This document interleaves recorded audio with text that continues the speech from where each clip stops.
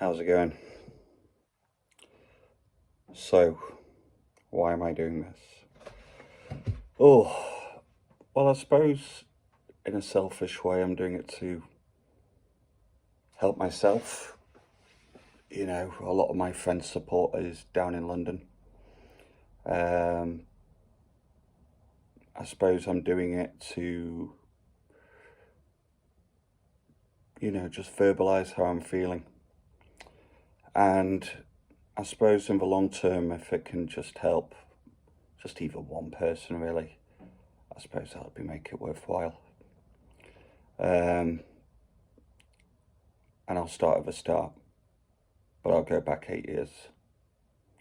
Um, this episode's called She's Left Me. We'll get straight to the point. It happened last Sunday, so I'm recording this Saturday night, and it happened last Sunday, so about 6 nights ago. But 8 years ago, I didn't even fancy her, to be honest. She was quirky, and I had been out of a relationship for about 6 months, quite a toxic relationship, and I had no interest. It was just a bit of fun. But slowly but surely, you start having emotions and feelings for people, and it's a weird one, really. Usually your physical attraction for somebody over time dilutes. That's what we say anyway. But it's the only time, actually, every year that's passed, the physical attraction for myself towards Gaia has gone up. I find her as hot today as I ever have done. That's the truth. We were never an arguing couple. Never have, like, in terms of big arguments, I could count the amount of big arguments we've had on one hand. We're not that couple. And I think we've also, because of our jobs, we're both chefs. We've learned we're very good in our own company. We're not a needy couple. That's probably not strictly true the last couple of years for myself, but we'll get to that. But we're not a needy couple. We're comfortable in our own space. We're comfortable in our own time, having our own time. Because we get used to it, weeks on end, even though we live together, not actually having any real quality time. But I don't think that's why we're here today. So I was happy. I was really happy. So it was a bolt out of the blue, really. So 3 weeks ago yesterday. So it's two times. The first one was 3 weeks ago. I had a really bad day at work, and I sent her some messages, quite selfish messages in relation to what I was going through that day, and not realizing what kind of day she might have been having at that time, which was equally as bad by the sounds of it. And she got really upset, and she came home that evening and said she couldn't do it anymore. And the reasons she gave were, the hardest bit for me is I agree with every single one of them. Fundamentally, the pressures and the burdens I've put on this relationship the last 3.5 years have just become too much for her. I've effectively pushed her away, from financial problems, job problems, just minute dramas constantly, a bit to do with my mental health, and she's just been an incredible support. But I think at some point you have to be selfish and look after yourself. And I think it just got a bit too much, to a point where she felt she needed to walk away. That evening, it's 3 weeks ago, I calmed it down. I said, look, let's not do anything hasty here. And we will, let's talk on Monday, where we actually have an evening off. It was actually New Year's Day evening. let's just take a couple of days. Let's not do anything hasty.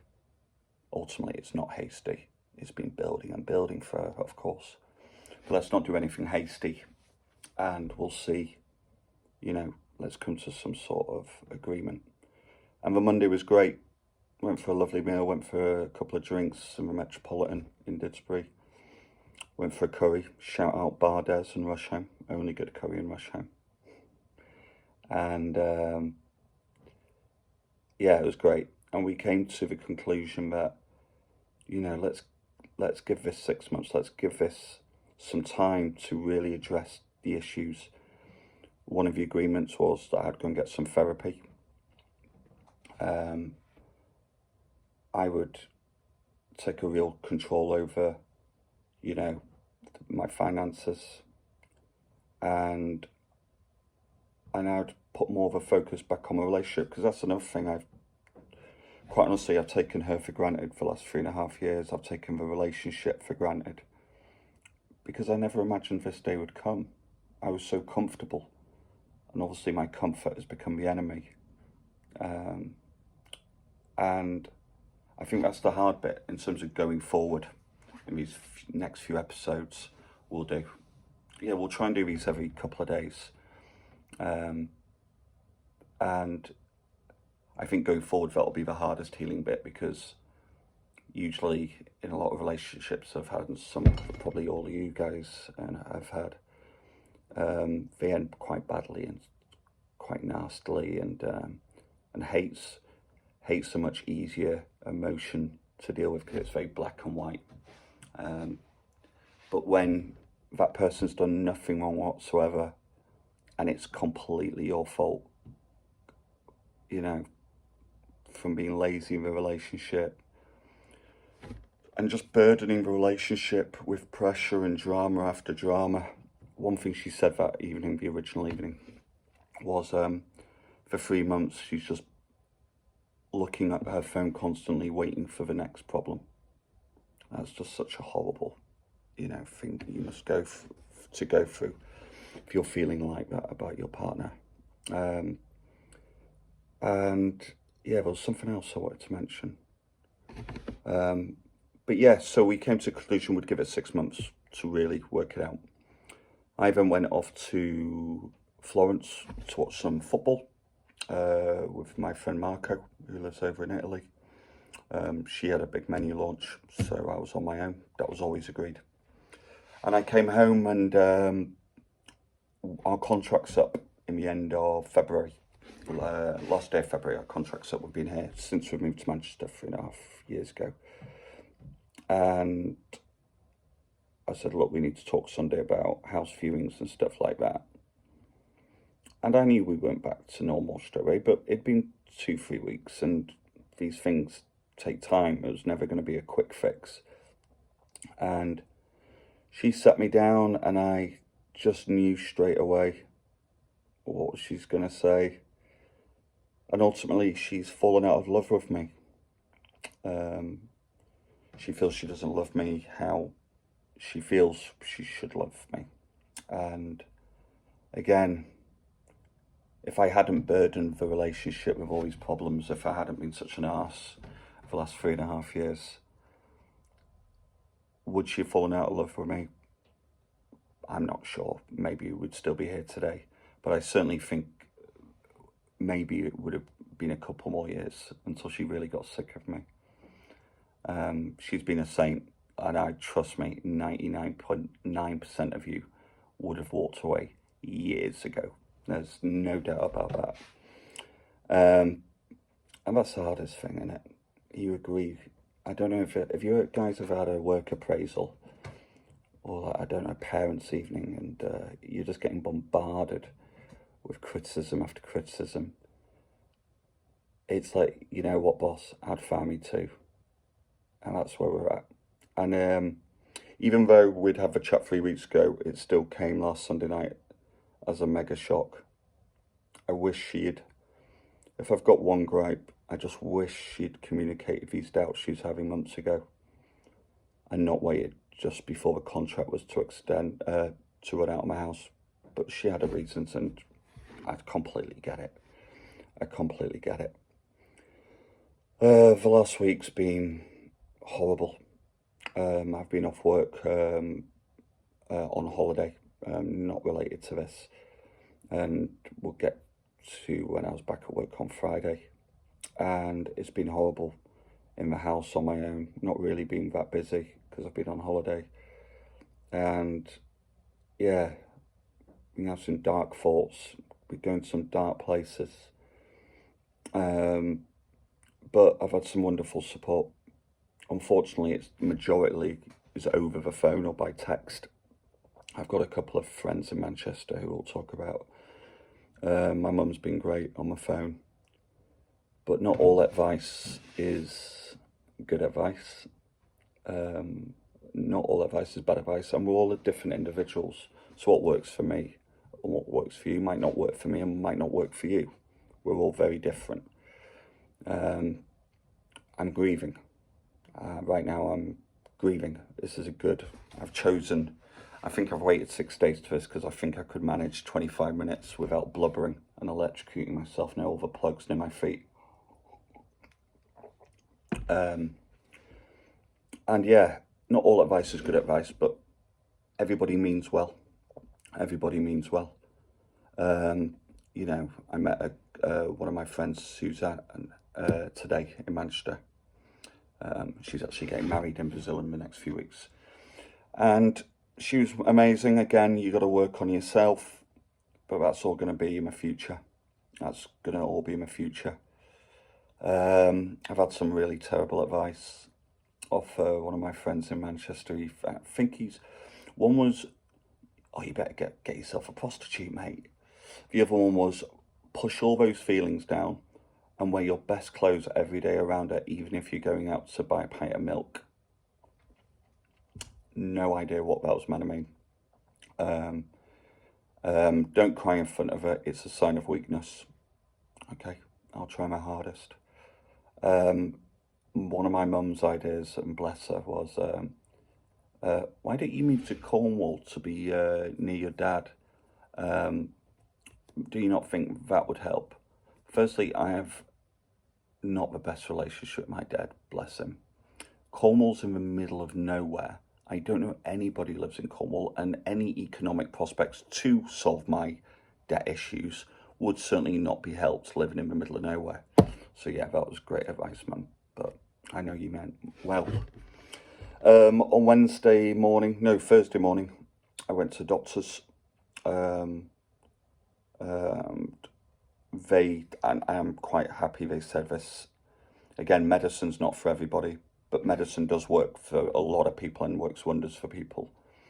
For me, I've done it once before and I had a bad reaction, but I'd never say never. But I went and I was quite gratefully said, look, I'm not going to prescribe you anything. You're in grief. Oh, it's embarrassing. I was blubbering in the doctor's surgery in front of him. I don't even know how many years training he had, but he was not equipped to deal with that. Bless him. But great stuff. I've been referred to this therapy unit, the one I was going to do anyway. And we'll see how that plays out in the next few weeks. I hope it's not too long. But I'll let you know how that goes. I'll let you know when they get back to me. So here's where it gets a bit weird. We are still living together, and we will be until the end of February. So right now it's very much like a weird dream, which I'm expecting to wake up from. It's not real yet, because we still sleep in the same bed. We hold each other every morning. We hold each other every night. And yeah, she's crying all the time. Her quote unquote, it hurts her too much to see me this hurt, what she's done. But of course it's me that's done it. And yeah, and I'm obviously a bit of a mess. And even tomorrow, we're carrying on quite normally. You know, she gives me a kiss every morning before she goes to work. We're even going to the theatre tomorrow night in the Lowry. And I can't wait for it. I generally can't wait for it. I've even been you know, a lot of my friends have also said, my boss's wife, Charlie, she's absolutely fantastic. She, and I completely get where she was coming from, but she said, you cannot be in that house for the next 5 weeks. You're going to torture yourself.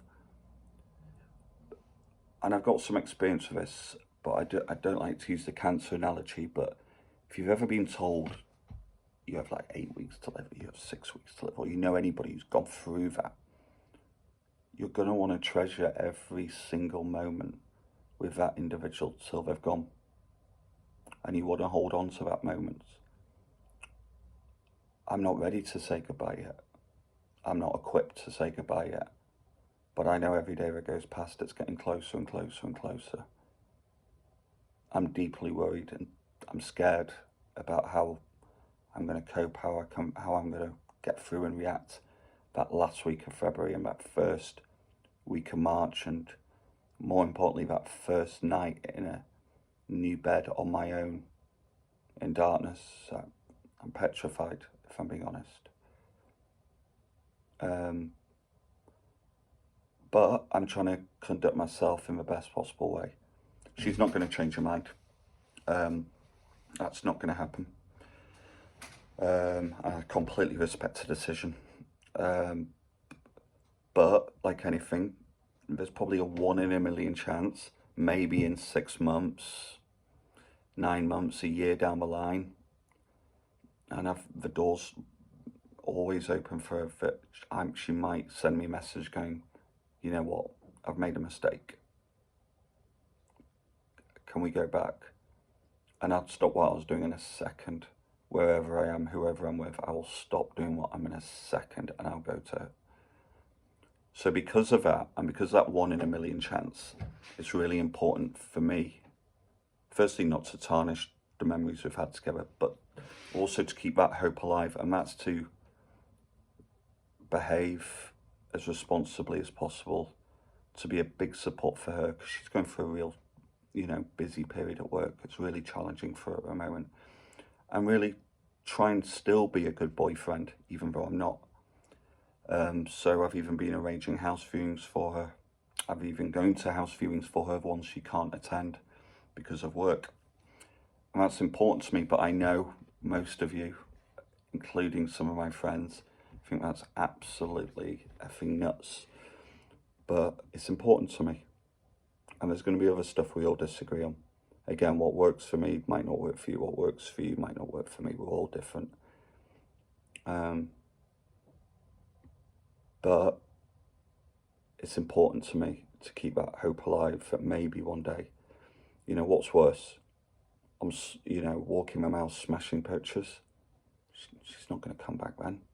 She's not going to come back anyway, but she's definitely not going to come back then. And yeah, that's where we are right now. Just trying to be a good person, trying to be a really good person and keep those memories that we've had, you know, because they've been the best years of my life, without a shadow of a doubt. Unlike other things, I'm not just losing her, I'm losing her family. I'm losing, you know, a particular area of Tuscany. She's not taking Italy away from me, though. No. And going forward, who knows what's going to happen. I'll do another one of these in a couple of days, and I'll let you know how the theatre was tomorrow. We're going to watch Jonathan Pie, by the way, of Larry. It was a present off my mum. And yeah, and in the meantime, just try not, you know, burden her anymore with me crying, or, you know, just try and stay strong and be kind and support her, you know, go to these viewings for her and stuff like that. I have got options in 5 weeks in terms of housing, all rent free, which I'm so grateful for, incredibly so, which, you know, I could stay for maybe a couple of months, 2.5 months, pushing it, so I could really get myself back on my feet, put a load of money away. And in the middle of that, by the way, something I forgot to mention, work. I went back to work on Friday. It was actually really good. Really, really good to be around people, to be busy. I can't go into too many details, but I'm opening a head chef. We're opening a new pub, a new restaurant, slap bang in the middle of the city centre, Manchester. Spending a lot of money on it.